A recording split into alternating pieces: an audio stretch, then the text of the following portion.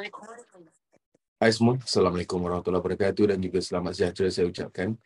Alhamdulillahirrabbilalamin wassalatu wassalamu ala syafi'il anbiya wal mursalin wa ala alihi wa ashabihi ajma'in. Subhanaka la ilma lana illa ma 'allamtana innaka antal alimul hakim. Rabbi shrah li sadri wa yassir li amri wahlul 'uqdatam min lisani yafqahu qawli. Rabbi zidna ilman warzuqna fahman. Bersyukur kita kepada Tuhan Yang Maha Esa kerana masih lagi diberikan peluang untuk bersama pada hari ini bagi meneruskan sesi pembelajaran kita insya-Allah di dalam ilmu free bersama dengan saya Sahalim aka Sekolah. Jadi abang dan kakak sekalian, saya harap semua kalian berada di dalam keadaan yang baik-baik belaka hendaknya. Kelas bukan. Okey. Sibuk je Ashraf. Saya buka comeback, saya comeback buka kamera, alhamdulillah.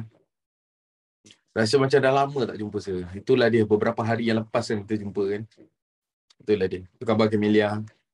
Apa khabar Amanina? Apa khabar Khadijah? Daniel Ashraf? Apa khabar Iman Balkis? Apa khabar Fira Afifah? Okey. Elisa dah tahu. Macam mana awak boleh tahu? Ha? Ashraf Ikon? Macam mana awak boleh tahu Ashraf Ikon? Okey. Bismillahirrahmanirrahim. Jadi ini adalah sesi kedua. Hai Laki Rina Latif. Waalaikumsalam warahmatullahi wabarakatuh. Ini adalah sesi yang kedua bersama dengan saya. Okey, anda juga sudah pun melakukan kelas tingkatan 2 bersama dengan bersama dengan Sir Firdaus. Betul? Dan juga Sir Syahirat. Betul? Nanti awak akan ada sesi dengan mereka lah. Wah, Aidan Mikael. Rambut dah panjang. Ya Allah. Panjang ni rambut. Dengan Miss Mastura. Miss Mastura sudah kan? Okey. Jadi dengan saya konsep kita lain sedikit. Sebab apa? Dengan saya pastikan awak semua faham betul-betul tentang bagaimana sebenarnya yang kita nak jawab, teknik-teknik yang perlu digunakan untuk menjawab. Okey, menjawab apa? Menjawab soalan-soalan dalam paper sejarah dan sebentar nanti kita akan tengok pula untuk paper geografi. Jadi di dalam kelas yang lepas saya sudah pun menunjukkan kepada anda semua. Okey, lurus. Okey, saya sudah pun menunjukkan kepada anda semua tentang apa yang perlu, iaitu format peperiksaan sumatif. Pertama sekali, ini adalah format peperiksaan yang baru di mana awak akan menduduki peperiksaan. Ada 4 bahagian, iaitu bahagian A, kita ada bahagian B dan juga kita ada bahagian C. Serta kita ada bahagian D. Bahagian D itu merujuk kepada apa? Merujuk kepada kerja lapangan. Selain daripada itu juga untuk menjawab soalan-soalan di dalam bahagian subjektif dan juga esei, saya Sekolah telah pun memperkenalkan satu kaedah iaitu yang dipanggil sebagai kaedah set. Okay. Kaedah set ni apa sebenarnya? Kaedah set ini sebenarnya adalah merangkumi 3 komponen penting, iaitu komponen yang pertama adalah dia mesti ada poin huraian satu contoh. Bila dalam jawapan awak lengkap ada 3-3 ini, maka kita akan panggil dia sebagai satu set. Manakala komponen yang kedua pula adalah tentang berapa banyak set kita nak bagi, sir. Berapa set kita nak berikan dalam satu soalan tersebut? Ianya bergantung kepada pembahagian markah. Untuk soalan yang bernilai 2 markah, kita akan bagi 1 set. Untuk soalan bernilai 6 markah, kita akan bagi 3 set. Dan juga untuk soalan bernilai 8 markah, kita akan bagi 4 set. Okey. Itu standard lah semua. Dan juga kalau awak tengok, macam saya katakan tadi, penggunaan bahagian set ini adalah di bahagian subjektif dan juga esei sahaja. Objektif kita tak guna kaedah set. Okey? Iaitu untuk apa? Kenapa apa bezanya antara kedua-dua bahagian ini? Untuk bahagian subjektif, saya galakkan setiap jawapan awak bagi poin disertakan dengan huraian. Kalau awak tak boleh nak berikan huraian, saya galakkan awak berikan contoh. Tapi adakah salah kalau saya nak bagi ketiga-tiganya sekali? Tidak salah. Cuma saya tidak galakkan. Sebab tu saya bulatkan kat sini, saya tandakan. Kenapa saya tak galakkan? Sebab risau jawapan awak menjadi terlalu panjang. Okey? Dia sejarah dan juga geografi ni dia bukan macam BM. Lagi banyak awak tulis, lagi bagus. Sejarah dan geografi, lebih banyak awak tulis, berkemungkinan besar lebih banyak awak salah. Okey? Yang keduanya untuk bahagian esei. Bahagian esei adalah amat digalakkan untuk awak buat poin huraian contoh. Okay? Saya amat-amat galakkan awak buat ketiga-tiga. Sebab apa? Sebab dia soalan esei.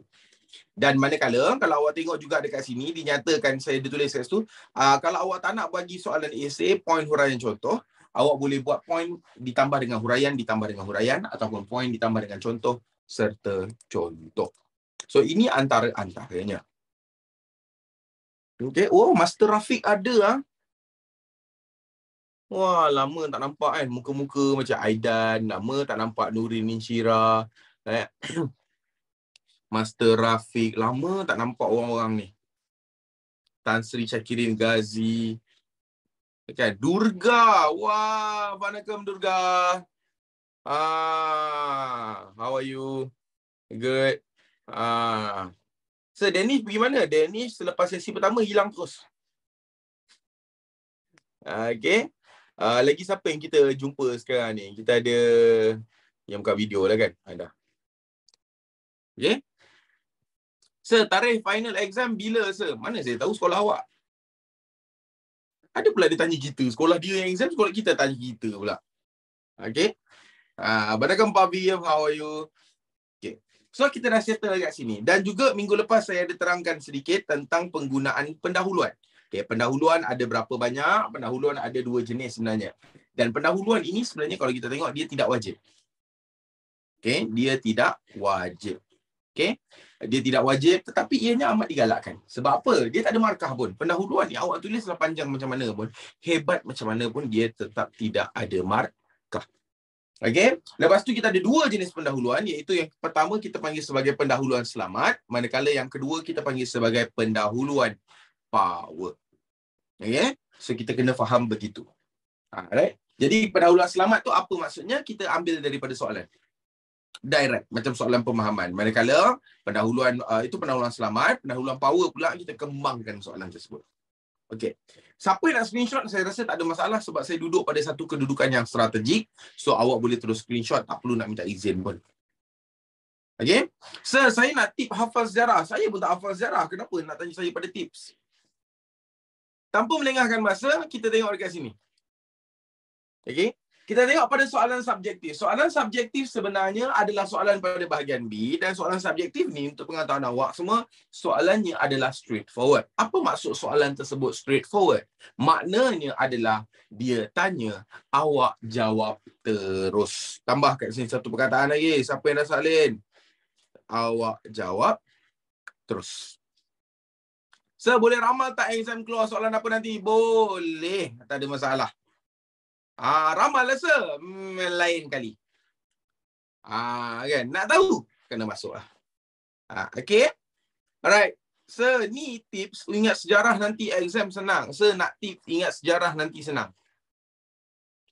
Kalaulah saya ada tips ingat sejarah senang. Senang ingat sejarah. Saya rasa saya dah jutawan dah sekarang. Betul. Masuk seminar saya. Anda masuk seminar saya, belajar 2 jam ataupun belajar 1 jam, jangan risau. Belajar 1 jam dengan saya bersamaan dengan belajar 13 tahun dengan saya. Anda mesti boleh hafal sejarah dengan lebih pantas.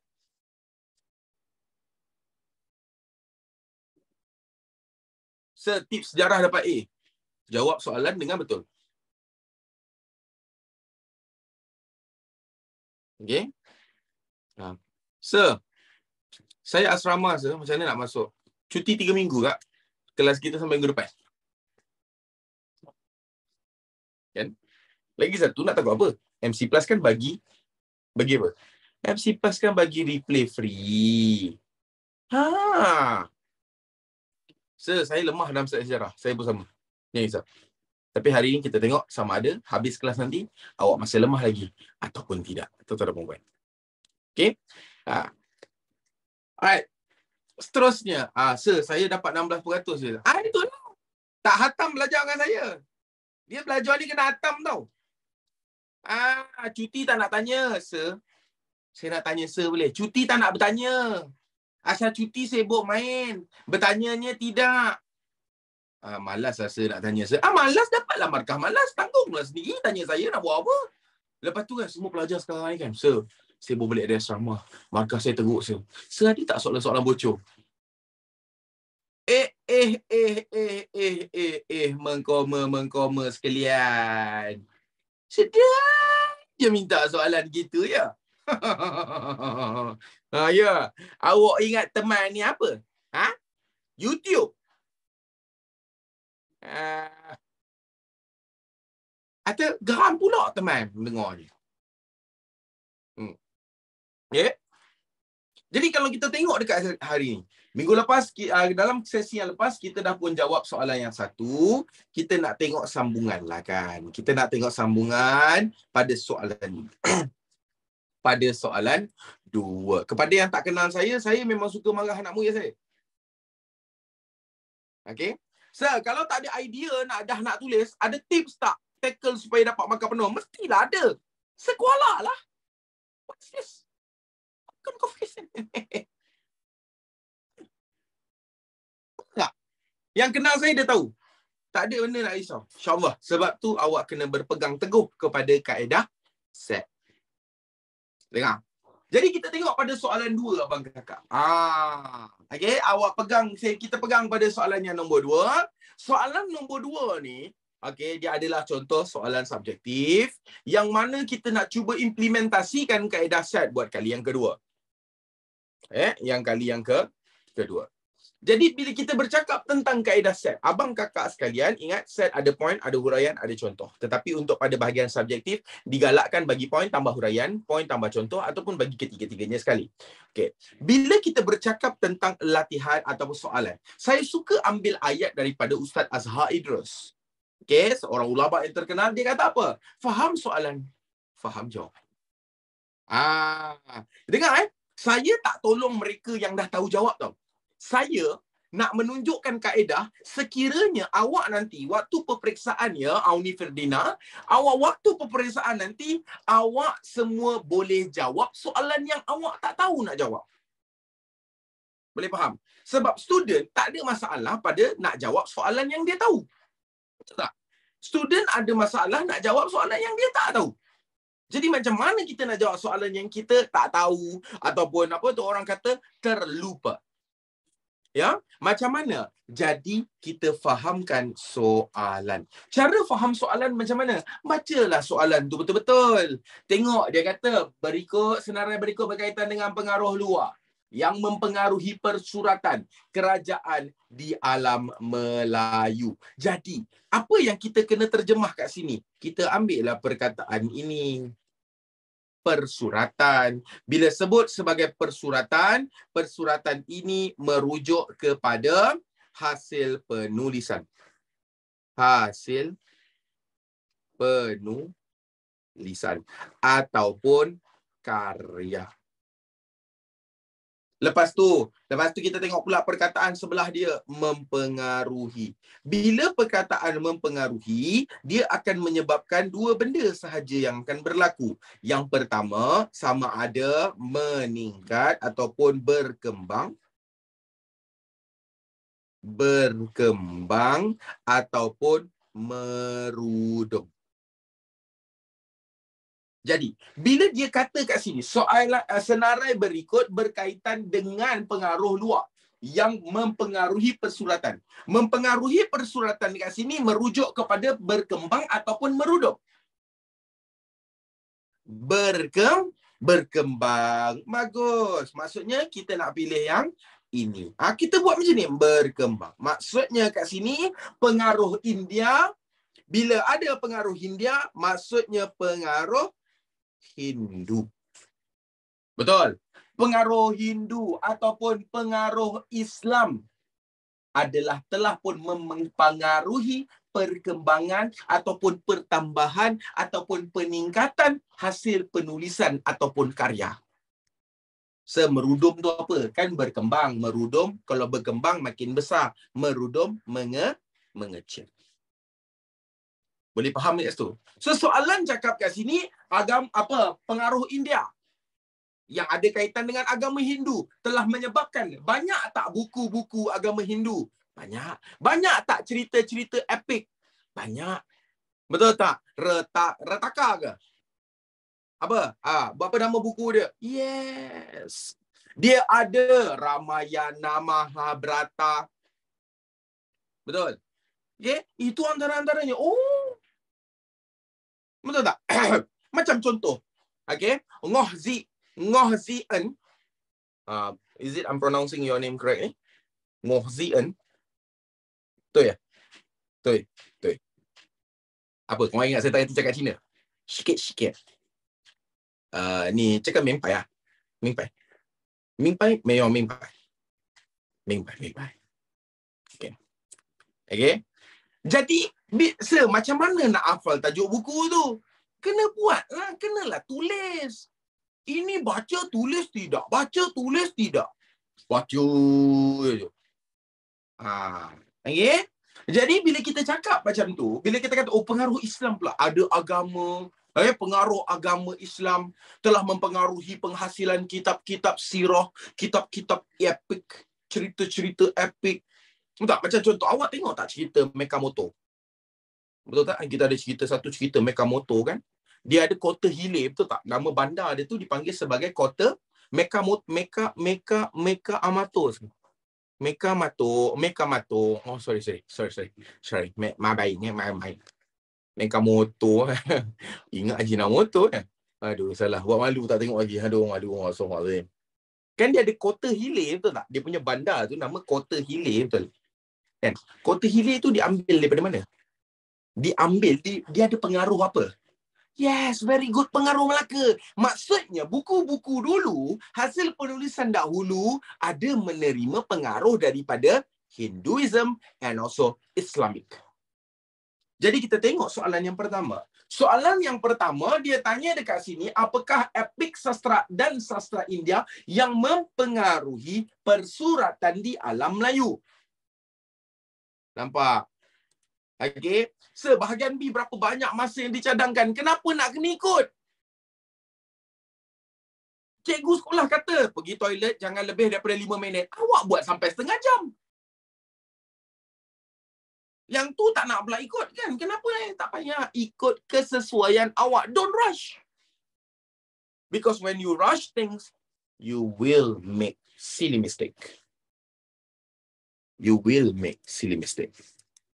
Okay? So you need to divide your time efficiently. Okay? So, but time management, mushman.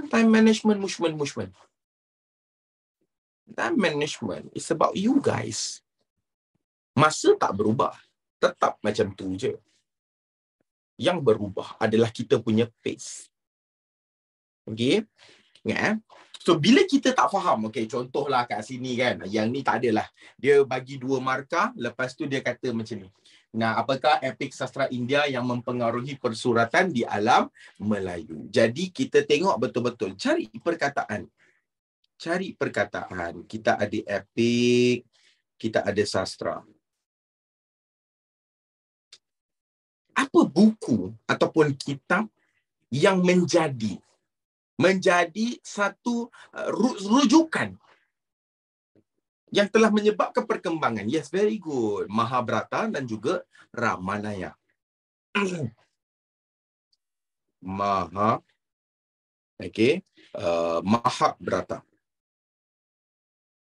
Mahabharata dan Ramayana.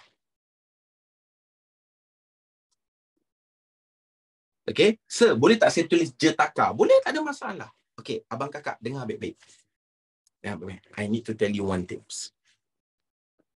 Buku ada banyak, betul tak? Dia ada Mahabharata, Ramayana, lagi Jataka, Purana, betul? Ada 4, betul tak?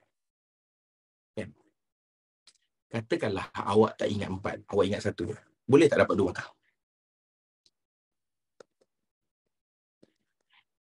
Saya jawab. Awak tak ingat 4, tapi awak ingat 1 je. Boleh tak dapat 2 markah?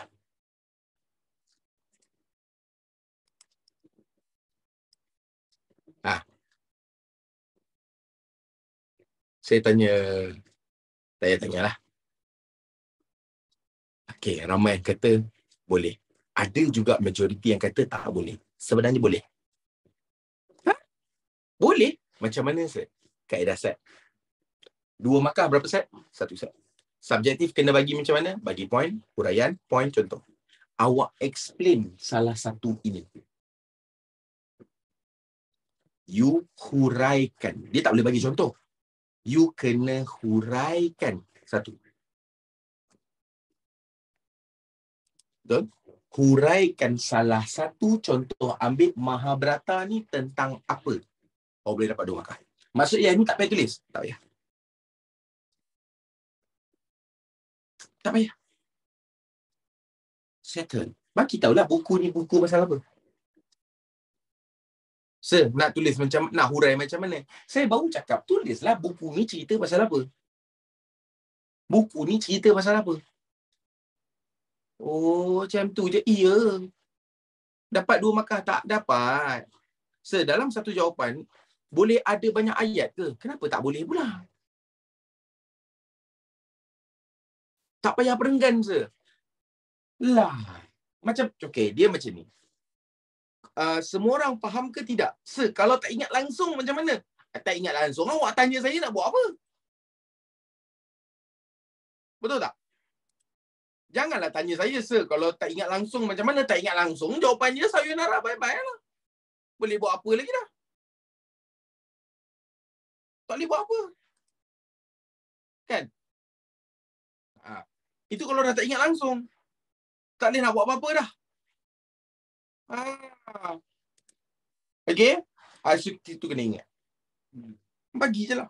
Dan kena ingat, pada bahagian subjektif, awak tidak boleh menulis dalam bentuk point. Awak kena tulis dalam bentuk ayat. Okay? Awak kena tulis dalam bentuk ayat.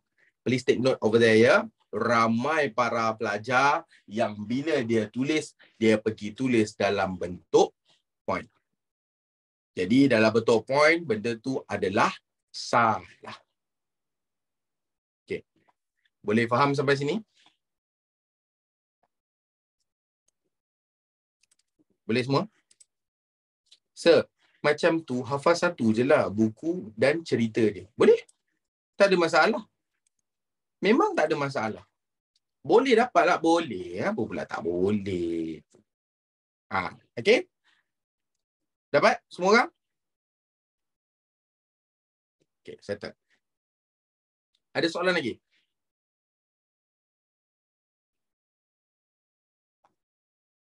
Sir, kena jawab direct macam tu ke? Okay. Macam saya katakan tadi, soalan pada bahagian subjektif, dengar baik-baik semua orang. Okay, soalan pada bahagian subjektif, soalannya straightforward. Bila soalan straightforward, maksudnya dia tanya, awak jawab. Habis cerita. Tak payah pening-pening kepala. Okay, dia tanya, awak jawab. Kalau tulis buku dengan point je, boleh.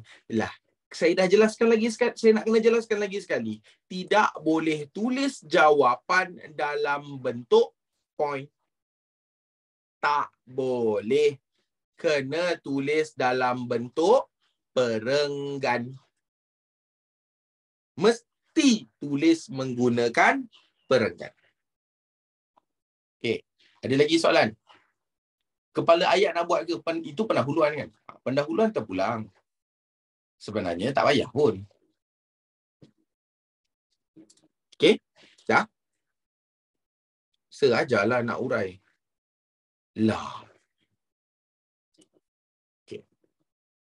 Macam mana nak urai? Okey. Satu, macam ni awak dapat 2 markah. Tulis macam ni dapat ni 1 markah, ini 1 markah. Macam mana nak hurai? Saya tulis kat sini. Katakanlah awak hanya ingat contoh. Contoh.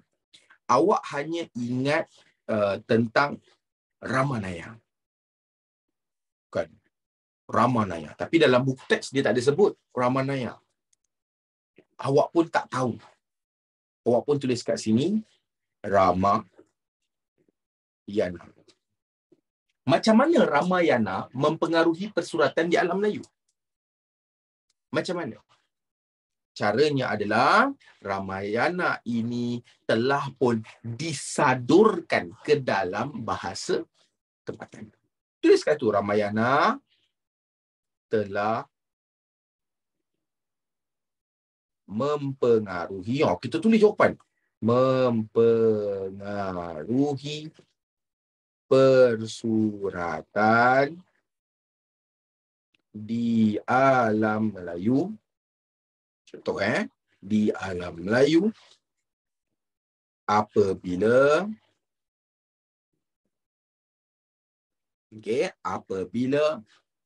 ia disadurkan ke dalam bahasa tempatan. Ke dalam bahasa tempatan. 2 markah. Beza tak?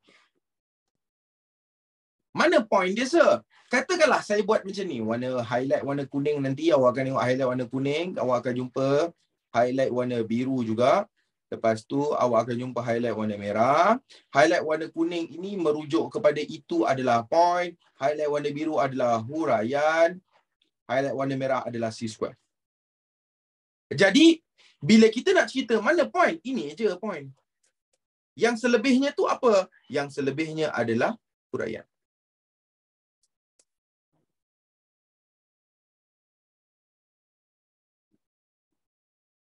Ni huraian. Dah. Apa kaitan epik dengan sastra? Okay, ada yang tanya, apakah epik dan sastra India? Apakah epik dan sastra India yang mempengaruhi persuratan? Epik dan juga sastra ni kisah-kisah di dalam, sebenarnya tahu ni, di dalam bahasa India ataupun dalam tulisan. Okey, di dalam tulisan itu maksudnya macam ni lah. Semua orang dengar sini, semua orang. Dulu saya ada satu buku. Contoh, saya ada satu buku. Nama buku ni adalah ini. Okey, 40 hadis peristiwa akhir zaman. Buku ni memang datang-datang dalam bahasa Melayu ke? Adakah datang-datang dalam bahasa Melayu? Tak. Permulaan dia bahasa apa? Bahasa Arab. Jadi apa yang maksud disadurkan? Maksudnya dia sudah diterjemah ke dalam bahasa tempatan. Mudah tak untuk orang lain mengkaji benda ni? Perlu tak kita semua belajar bahasa Arab? Perlu tak? Tak perlu. Perlu tak kerajaan alam Melayu ataupun masyarakat kerajaan alam Melayu mempelajari bahasa Sanskrit, bahasa India? Perlu? Tak perlu. Sebab apa? Buku tersebut sudah pun ditranslate. Maksudnya, kita semua tahu tak pasal Bahubali? Kita tahu tak pasal Bahubali? Tahu. Kita tahu tak tentang Asoka? Tahu. Kita tahu tak tentang Siva? Tahu. Macam mana?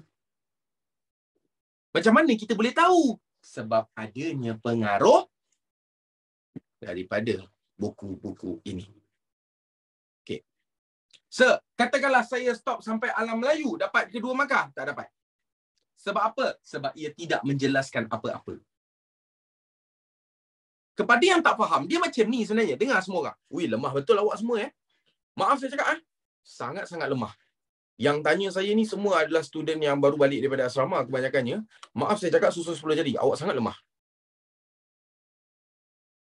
Sangat-sangat lemah kalau awak tanya saya soalan paling basic sekali ni. Tak apa. Saya cuba. Kita ada satu sesi lagi. Yang risau. Kan? This is just the second one. We have another one. So insyaAllah saya cuba saya baik. Dengar baik-baik. Awak nak faham konsep point huraian tu macam mana betul? Awak nak faham konsep point? Awak nak faham konsep huraian? Awak nak faham konsep apa? Konsep cerita tu macam mana? Betul tak? C-square tu apa? C-square adalah cerita atau contoh. Dengar baik-baik. Katakanlah Khadijah tanya saya. Saya nak tanya soalan. Okey? Boleh? Silakan. Apakah buku epik dan sastra India yang mempengaruhi persuratan di alam Melayu? Katakanlah Khadijah tanya saya soalan tu. Faham Saya akan jawab, antara bukunya adalah seperti buku Ramayana. Adakah Khadijah akan berhenti di situ? Ke Khadijah akan ada persoalan seterusnya? Cuba jawab. Ngoh. You think there will be another question or dia akan stop kat situ? Very good. Ada soalan. Betul tak? Betul tak? Okay? Dia akan ada another question. Soalan dia apa? There are multiple things. Antaranya, macam mana buku tu mempengaruhi persuratan di alam lain. Betul tak? Dia akan tanya, how? Betul. When I explain how, that is huraian. Macam mana, sir? Buku tu telah pun diterjemah ke dalam bahasa tempatan. Oh, boleh faham. Perlu tak contoh? Tak perlu. Sebab apa? Sebab ni nama buku. Ini adalah nama buku. Sir, kalau huraian dia pendek, dapat markah ke? Siapa ajar tulis huraian panjang dapat markah? Itu kena faham kat situ. Dia jangan terpengaruh sangat macam, oh, jangan terpengaruh. Okey, saya tahu awak semua sekarang tak puas hati dengan satu benda je. Sir, dia garisan ada 4, kenapa jawapan tulis 2 je? Betul tak? Berapa ramai kat sini semua pelajar yang fikir garisan panjang maksudnya jawapan dia panjang. Baik angkat tangan yang buka video mengaku. Berapa ramai yang buka video? Tak payah angkat tangan dekat dalam Zoom. Angkat tangan dia real. Zaid, betul? Ngoh, betul. Mana ada macam tu? Ini semua scammer. Ni scam. Oh, scam ke sir? Ya. Inilah apa orang panggil tipu-tipu dunia. Faham eh? Faham eh? Oh, macam gitu. Ya. Awak ingat anak murid je scam cikgu. Cikgu pun scam anak murid. Jadi jangan terpedaya dengan garisan. Garisan ni tak ada apa-apa. Tidak memainkan peranan apa-apa pun. Okay? Tak ada lagi saya tengok dalam garis panduan Kementerian Pendidikan, penandaan kertas, dia kata apa tahu? Kepada cikgu-cikgu yang menanda kertas peperiksaan anak murid, ya, tolong pastikan anak murid kalau menjawab penuh semua garisan yang telah disediakan. Kalau tak penuh, potong 2 markah. Mana ada dia kata macam tu? Dia tak ada kata macam tu. Yang penting, tapi. Cikgu saya kata, jawapan kena tulis dalam bentuk point. Mana ada? Jawapan tak boleh tulis dalam bentuk point. Tapi cikgu saya kata, kena tulis dalam bentuk point. Suruh cikgu awak buka balik garis panduan untuk penandaan kertas dalam dalam peperiksaan. Mana boleh tulis dalam bentuk point? Pergi tanya pelajar-pelajar asrama, berapa ramai yang tulis dalam bentuk point, lepas tu cikgu dia bagi markah salah, cikgu dia bagi salah ataupun dipotong markah. Lepas tu bila anak murid tu tanya, cikgu, jawapan saya betul. Kenapa cikgu tak bagi markah? Jawapan awak betul. Tapi awak tulis dalam bentuk point. Sepatutnya awak tulis dalam bentuk perenggan. Tapi lausa lah. Cikgu kata boleh tulis macam tu. Memanglah cikgu kata boleh tulis macam tu. Tapi itu untuk latihan. Latihan cikgu terima. Tapi dalam peperiksaan, awak kena tulis dalam perenggan. Kenapa tak bagi tahu?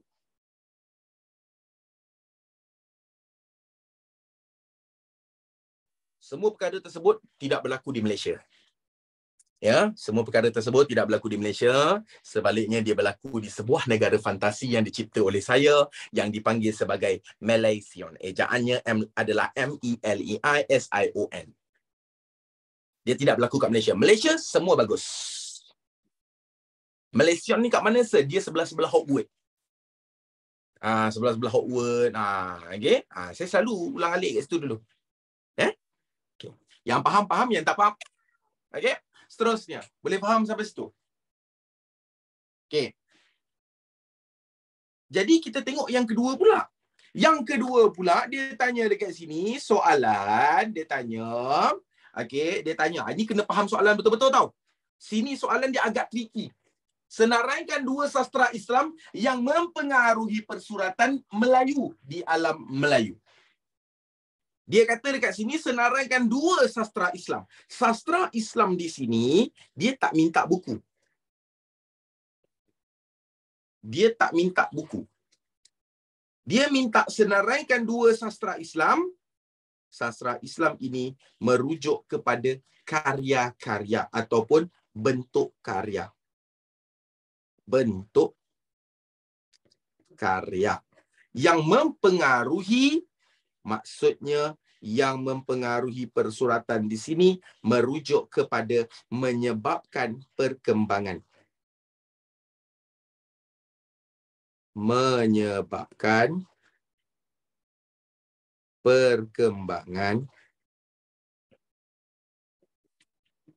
ataupun peningkatan. Okey. Dekat sini peningkatan. Okey. Dekat sini awak perhatikan dia bagi 2 markah dan dia minta 2. Betul tak? Maksudnya wajib tak bagi 2? Yes, very good. Tahu pun. Jawapan dia apa, sir? Syair dan gurindam.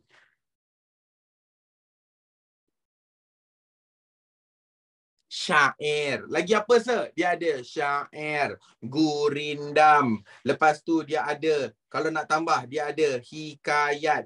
Saya tuliskan Dia ada syair, dia ada hikayat, dia ada gurindam.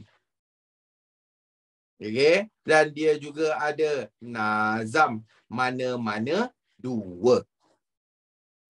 Sir, tulis ini ke, sir? Ya. Sir, kalaulah saya tulis yang macam contoh saya, hikayat Nabi bercukur, itu masuk kat mana? Sini. Ingatlah, dengar baik-baik. Kalau tak hafal 4, awak hafal 1 je. Bagi contoh tuan-tuan dan puan-puan. Maksudnya dekat sini kalau awak tak ingat 2, dia bagi 2 markah. Awak tak ingat 2 tu, awak ingat hikayat je. Bagilah contoh. Contoh nak bagi berapa banyak? Bagi 2. Maka awak bagilah kat situ. Contohnya, hikayat Nabi bercukur. Hikayat Nabi wafat. 2, settle. Tapi soalan nak 2, betul. Awak bagi hikayat 1. Okey, senaraikan 2 sastra Islam ni. Awak bagi hikayat seperti hikayat Nabi bercukur, hikayat Nabi wafat. 2 tak? 2. Dengar baik-baik. Jangan sesekali amalkan. Ada juga cikgu-cikgu yang dekat datang. Dia ni cikgu-cikgu daripada Malaysia. Dia datang di Malaysia, tuan-tuan perempuan, ingin merosakkan pemikiran-pemikiran yang ada dalam kalangan pelajar-pelajar di Malaysia.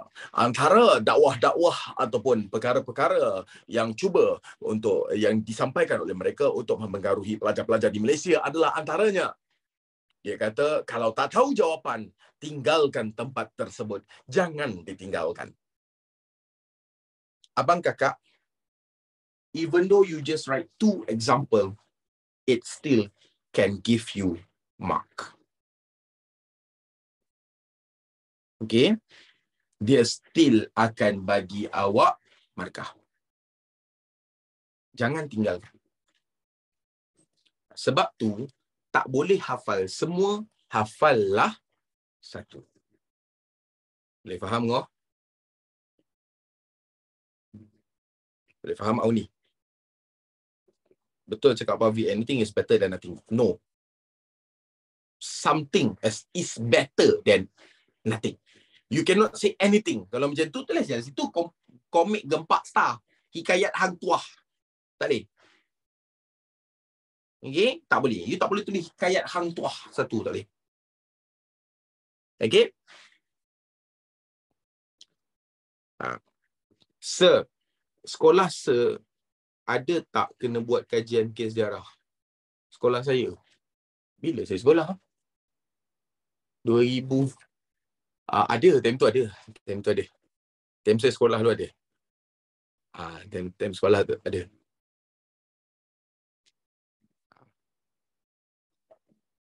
Dan waktu saya sekolah dulu, tingkatan 3 dulu ada buat kerja khusus, ada. Kerja khusus saya lagi teruk daripada awak tu. Okey. So, kalau soalan tu 4 markah, lepas tu kita bagi 4 poin, boleh kan? Husnina tadi saya baru explain. Okey. Katakanlah soalan tu 4 markah. Lepas tu dia memang ada 4 poin. Let's say dia ada 4 poin. Dalam buku teks dia memang ada 4 poin. Awak belum dengar satu kisah sedih lagi tau. Ada satu kisah lagi yang awak akan macam tu. Ada tengok kat TikTok kan macam orang tepuk dahi beramai-ramai. Macam tu. Kita panggil face pump. Ada satu kisah lagi. Okay. Yang awak akan jadi lagi stres. Dalam buku teks dia ada 4 poin. Contoh dia ada 4 poin. Dia 4 poin. 4. Tapi dan dia bagi soalan tu 4 markah. Awak ingat 4-4 ni. Kalau awak ingat 4-4 ni, tulis 4 poin tersebut. Tapi ni untuk subjektif je, bukan esei. Tulis 4 poin tersebut. Awak akan dapat 4 markah. Tetapi, katakanlah awak ingat 2. Lagi 2 awak tak ingat. Yang 2 awak ingat ni, tolong sertakan huraian ataupun contoh. Ataupun sertakan kedua-duanya sekali. Kenapa? Supaya at least kalau awak tak dapat 4 pun, awak akan dapat 3. Well, at least that one is better than get 2. Betul tak? Mana lagi bagus? 2 ke 3? 3. Okay. Sir, kisah sedih tadi macam mana? Saya dengan kelas form 3. Pelajar Malaysia. Dia pelajar Malaysia.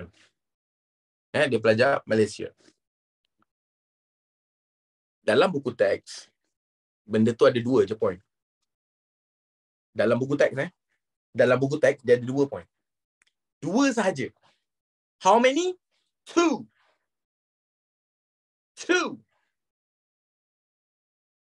Buku teks kata ada 2 sahaja isi. Soalan tersebut bernilai 4 markah. Dia buat point, dia buat isi. Dia buat point, dia buat huraian. Sebab 4 markah, betul tak? Nah, kalau dia tulis 2 poin pun dia dapat 2 saja, dia takkan dapat 4. Cikgu dia bagi salah. Kenapa? Sebab dia kata soalan ni tak ada huraian. Ada poin sahaja.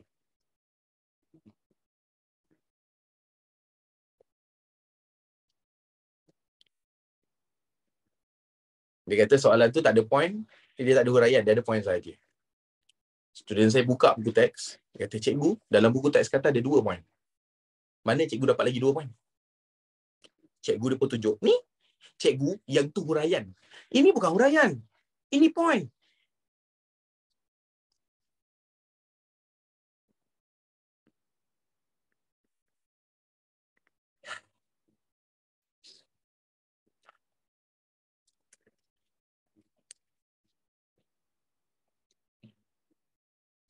Kita teruskan. Boleh. Awak tahu tak kenapa jadi macam tu? Tahu? Kenapa dia macam tu? Sebabnya adalah, untuk pengetahuan semua, cikgu-cikgu akan dapat jawapan dalam bentuk poin. Cikgu-cikgu penanda kertas, kami takkan dapat jawapan dalam bentuk perenggan.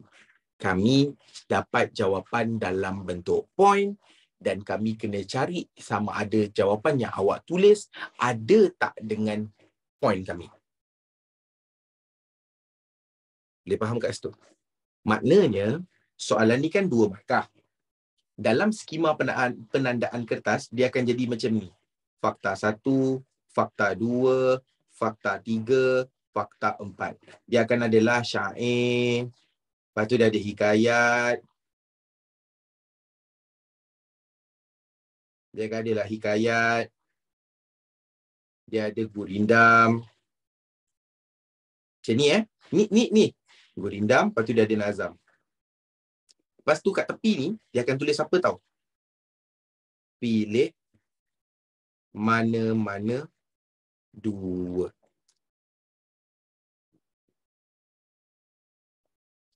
Dia akan tulis ni. Jadi katakanlah awak tulis ini dan ini sahaja. Awak tulis syair, nazam. Ada tak? Ada. Syair ada 1 markah. Nazam ada tak? Ada 1 markah. Dapat tak 2 markah? Dapat. So kalau kita tulis jawapan tu 4, sir. Dia tulis kat sini apa? Pilih mana-mana 2. Sebab dia 2 markah. Maka awak akan dapat 2 markah saja.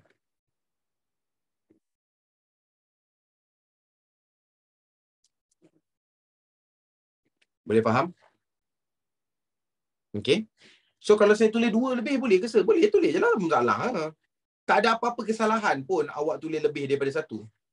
Betul, memang tak ada apa-apa. Ia merupakan, dia bukan satu kesalahan untuk awak tulis lebih daripada 1. Okay. Kita tengok soalan yang C.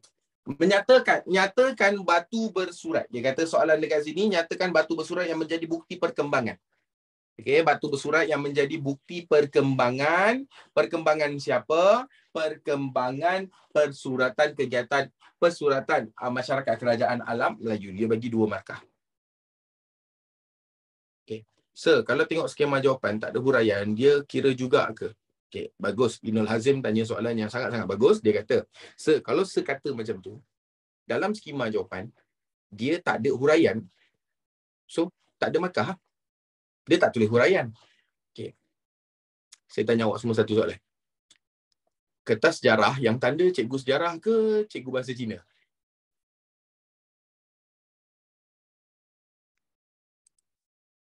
Ke cikgu moral? Cikgu bahasa sejarah. Cikgu sejarah lah, betul tak? Cikgu sejarah. Cikgu sejarah tahu tak pasal sejarah? Tahu lah. Sekian, terima kasih. Okay? Sebab tu saya kata, kalau dia 4 markah, sepatutnya awak tulis 4 poin, tapi awak tulis 2 saja. Lepas tu awak tambah dengan huraian. Kalau awak tak dapat 4, at least awak dapat 3. Betul. Worst come to worst, awak akan dapat 2. Betul tak? Mana lebih baik? You tulis sedikit huraian, ada kebarangkalian awak dapat 3. Ataupun you tulis 2, you confirm dapat 2. Which one better? For me, I choose another one. Tak apalah, gamble lah sikit. Kan? Right? Ajarlah sejarah. Cincong, cincong, cincong, cincong, ceka, 1, 2, 3. Ya? Ini saya ajar ni yang benda. Bahasa Arab. Kalau salah ejaan dapat markah tak, sir? Soalan. Ngoh. Kesalahan ejaan dapat soalan, dapat markah atau tidak? Ngoh.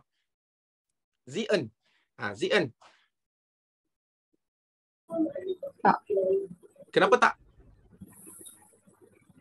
Sebab kalau salah, ejaan dah salah kan. Ejaan dah salah, so mestilah tak dapat markah lah kan? Ya. Betul. Go, orang mana kau? Ngoh. Zien. Ya. You ada English name? Tak ada. Tak ada. So, you orang mana? Negeri Sembilan. Negeri Sembilan? Ayah.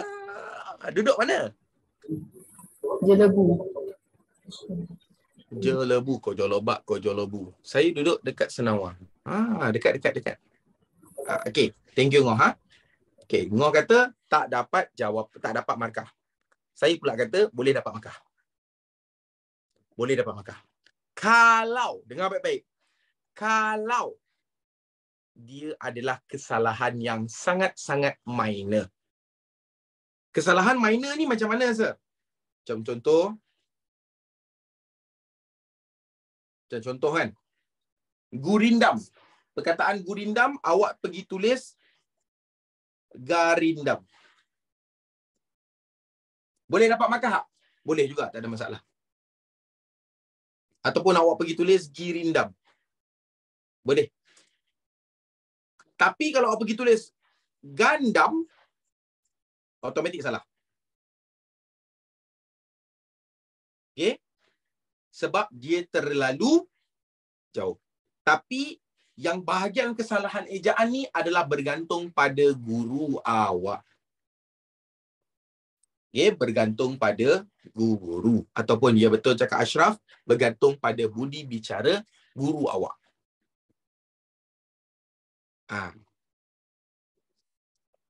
Sebab tu saya sebelum exam, saya akan tanya cikgu saya tau. Cikgu, kalau saya salah eja 1 huruf boleh tak? Cikgu bagi markah lagi tak? Tu cikgu awak pun cakap, oh setakat satu huruf je cikgu bagi markah. Tiba-tiba exam, awak salah eja satu huruf kan. Cikgu awak pergi salah. Time tu saya jumpa dia balik. Cikgu kata satu huruf cikgu bagi markah. Salah. Cikgu boleh terima lagi. Saya salah satu je cikgu huruf. Tapi cikgu bagi salah. Kalau cikgu kata macam, awak salah. Tak apalah cikgu, tak apalah. Biasa dah. Biasalah. Orang menipu masuk neraka. Kalau berani lah. Kalau berani teruskan lah. Kalau tak berani tak payahlah. Okay, kita tengok.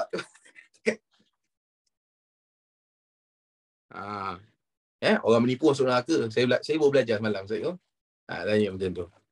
Okay? Jadi, sorry sir. Ajarlah sejarah. Jangan cakap je sir. Saya tak faham. Okay. Abang kakak. Kenapa saya ambil, saya teruskan. Saya terangkan kepada awak semua. Kenapa saya fokus kepada menjawab?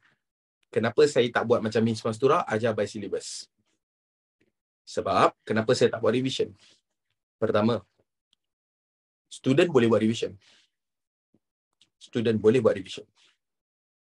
Tetapi, student bukan ada masalah pada revision. Student ada masalah pada menjawab soalan dengan betul. Menjawab soalan dengan betul. Itu masalah student. Saya yakin dan percaya awak semua dapat peperiksaan pertengahan tahun, ramai yang dapat markah rendah tapi jawapan awak betul. Tapi awak mesti dapat markah rendah. Betul? Kenapa jadi macam tu?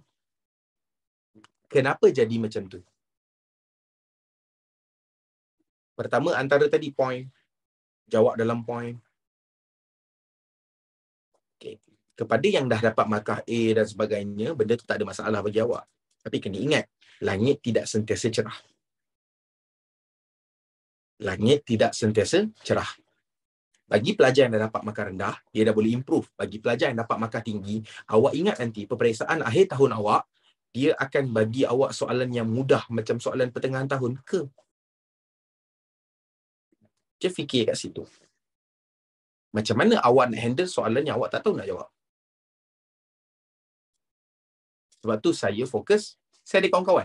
Saya ada Sir Fidaus, saya ada Sir Syairan, saya ada Miss Mastura. Diorang boleh cover benda-benda. Fokus saya adalah kepada teknik menjawab. Okay? Ni faham Buat apa 4 orang nak ajar revision, tapi teknik menjawab tak ada seorang pun ajar. Nanti awak akan cakap, apalah MC Plus ni? Belajar je. Menjawab exam, cara nak jawab exam, tak ada siapa bagi tahu. Awak ingat seminar all out tu buat apa? Ulang kaji ke buat teknik menjawab? Teknik menjawab.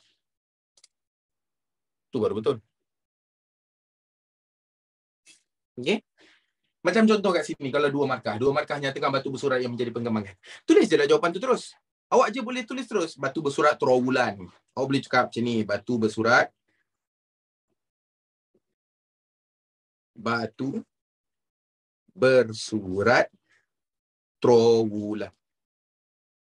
trawulan. Dan satu lagi, batu bersurat talang tuo. Batu bersurat talang tuo. Tulis macam ni, 2 markah. Tulis macam ni, 2 markah. Dah, settle. Kita tengok kat sini, apakah nilai yang boleh diperoleh. Okey. Untuk mendapatkan kat sini, dia bagi 4 markah. 4 markah berapa set? Barulah kita akan bagi 2 set. Sekarang kita tengok kaedah untuk memberikan 2 set. Macam mana? Tak, saya faham. Kenapa ada student tanya, Sir, kenapa Sir tak ajar sejarah? Saya tak faham apa benda. Memanglah. Tapi ini bukan, ini sejarah lah ni. Betul tak? Okay, ini sejarah. Kalau awak nak tahu, belajar dengan saya macam mana sebenarnya, Sir? Belajar dengan saya, awak ingat belajar dengan saya ni 1 jam tu memadai ya? Ini sejarah tingkatan saya. Ini sejarah dengan saya. Kalau awak nak tengok. Ini Kesultanan Johor Riau.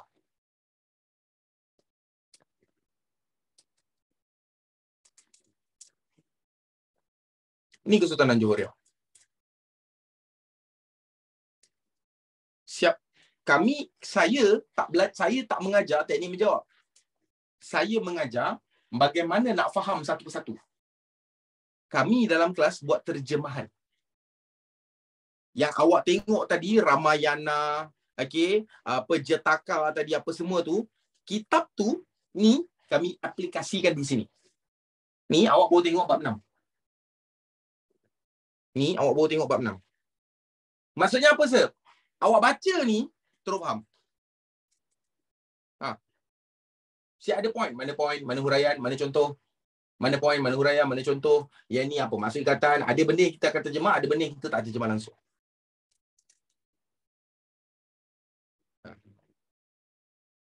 Tu antara-antara. Jadi, apa kata awak duduk dekat situ dan diam, dengar saya ajar betul-betul. Fokus pada apa yang saya ajar. InsyaAllah, awak akan dapat benda tu. Okay? Awak belum tengok geografi lagi. Okay? Wan Jun, okay, Wan Jun? Okay. Seterusnya dia katakan sini, apakah nilai yang boleh diperoleh daripada kegiatan persuratan tersebut? Bila dia kata nilai, apa maksud nilai? Nilai dekat sini merujuk kepada kebaikan. Ingat baik-baik, nilai kat sini merujuk kepada kebaikan. Okay? Dia tanya kat sini, apakah kebaikan yang boleh kita dapat daripada kegiatan persuratan? Apa maksud kegiatan persuratan? Maksudnya adalah daripada hasil penulisan. Hasil penulisan ataupun hasil karya. Apa yang kita boleh dapat? Siapa nak bagi jawapan? Tanggungjawab. Saya nak jawapan penuh. Amato, apa jawapan? Sir, kalau kita letak nilai keintelektualan masyarakat, apa nilai keintelektualan masyarakat tu apa? Meningkat ke, menurun ke, apa? Apa yang kita dapat? Apakah kebaikan yang kita dapat daripada buku Ramayana, daripada cerita-cerita hikayat Nabi wafat dan sebagainya? Apa yang kita dapat?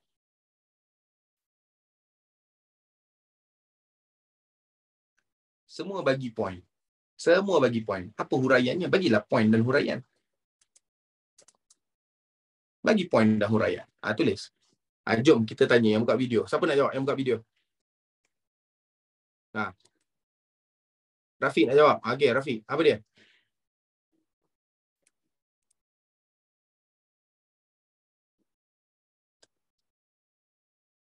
Rafiq.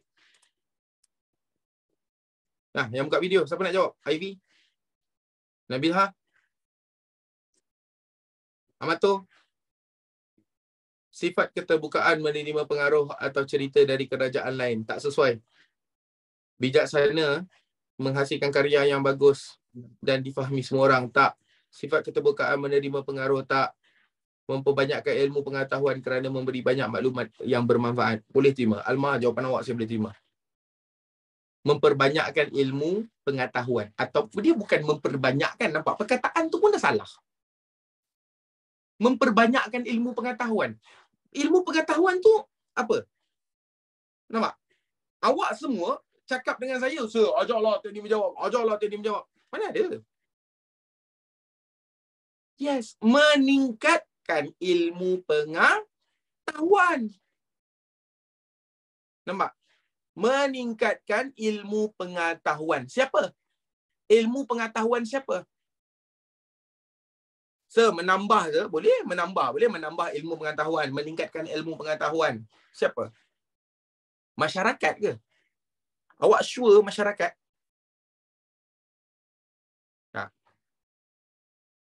Yes. Meningkatkan ilmu pengetahuan si pembaca. Dapat berapa markah, sir? 2 markah. Meningkatkan ilmu pengetahuan si pembaca. Boleh dapat 2 markah? Boleh, tak ada masalah. Tinggal jawab macam tu je. Yang kedua, selain itu, dapat mengetahui cerita daripada kerajaan lain. Tak. Saya dah kata jawapan tu tak betul. Dapat memberi inspirasi kepada generasi yang akan datang. Bagus, Izul. Dapat memberikan inspirasi kepada generasi akan datang. Okey. Jasmine kata menyimpan rekod-rekod pertanian, keagamaan dan perdagangan. Mana kebaikannya? Mana kebaikannya? Okey? Mana kebaikannya? Memastikan adat dan kebudayaan tidak pupus di telan zaman. Tak sesuai sangat. Dapat dijadikan sebagai rujukan. Boleh? Rujukan untuk apa? Huraian awak tak ada. Mungkin dapat mengaplikasikan. Jawapan banyaknya. Banyaknya. Sekejap, saya tutup chat dulu. Saya kena baca. Jawapan daripada Fabri. Mungkin dapat mengaplikasikan cara yang boleh mengembangkan idea daripada karya tersebut. Complicated. Saya tak terima. Boleh mengambil iktibar daripada kerajaan lain. Kerajaan lain tu tak sesuai. Iktibar tu boleh. Dapat memberikan kesedaran kepada generasi akan datang. Boleh ke kesedaran apa? Meningkatkan semangat patriotisme. Contoh, dapat mempelajari pengajaran. Itu dah saya dah huraikan tadi. Dapat menyebarkan agama Islam di seluruh dunia. Tak salah. Sebagai bukti kewujudan sebuah kerajaan. Itu kebaikan ke? Dapat meningkatkan ekonomi. Itu kebaikan ke? Rujukan grade geografi dapat dijadikan sebagai contoh. Huraian dia.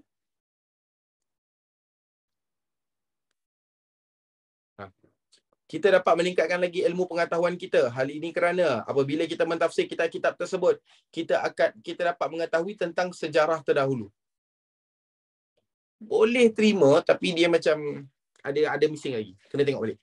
Sepatutnya kita dapat meningkatkan lagi ilmu pengetahuan dengan mentafsir kitab-kitab terdahulu supaya ia menjadi inspirasi pada masa akan datang. Okey. Dapat dijadikan teladan. Contoh. Bagi contoh.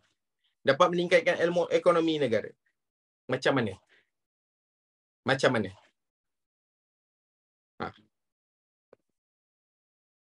Okey? Dia satu je. Kena cuba buat. Tadi ada ramai student tanya saya, apa tips belajar sejarah? Ada tips? Ada. Tips belajar sejarah, satu je. Banyakkan menulis.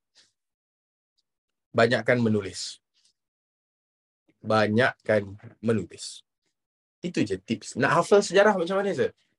Banyakkan menulis.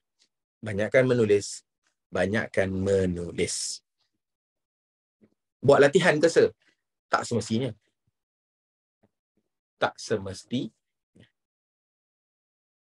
Sir, kalau saya tulis dijadikan sebagai kebaikannya adalah dapat dijadikan sebagai teladan untuk generasi yang akan datang. Boleh? Membaca, sir? Mana untung? Membaca. Awak baca je. Tapi kalau awak tulis, awak dapat tulis dan membaca. Mana lagi untung? Renung-renungkan dan selamat beramal. Sampai kita berjumpa lagi, insya-Allah. Tafadhal masykuran. Pak Suku nanti ada kelas geografi dengan saya. Jom, kalau nak tengok tentang macam mana nak jawab soalan kemahiran yang wajib keluar pada peperiksaan nanti. Baik.